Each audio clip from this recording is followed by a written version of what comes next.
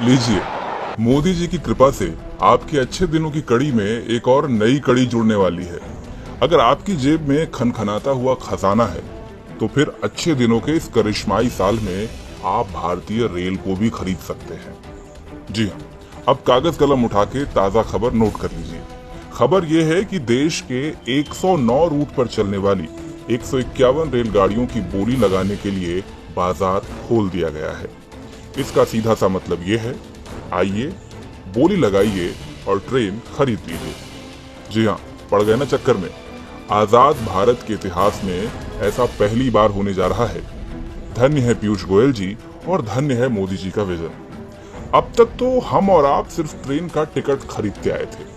अब मोदी जी और पीयूष गोयल की कृपा से कोई भी बिजनेसमैन, धंधे वाला आदमी, कोई भी सेठ जी, कोई भी लाला जी चाहे तो पूरी की पूरी ट्रेन रूट समेत खरीद सकते हैं। और अब सवाल यह है कि सेठ जी ट्रेन खरीदने के बाद करेंगे क्या?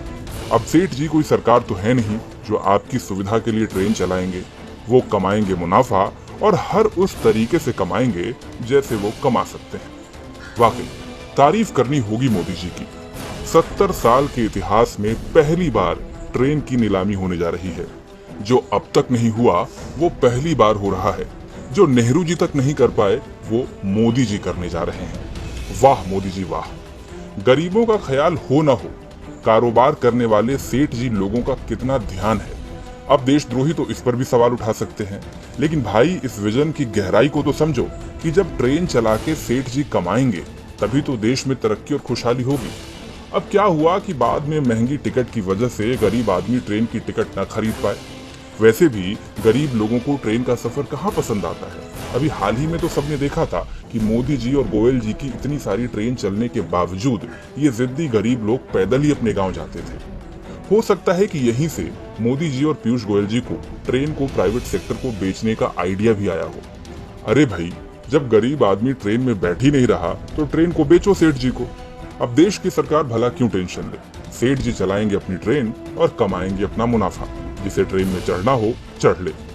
भाई वाह, गरीब लोगों से लेकर सेठ जी तक के फायदे के बारे में सोचने वाली ऐसी दिलदार सरकार की तारीफ तो बनती है।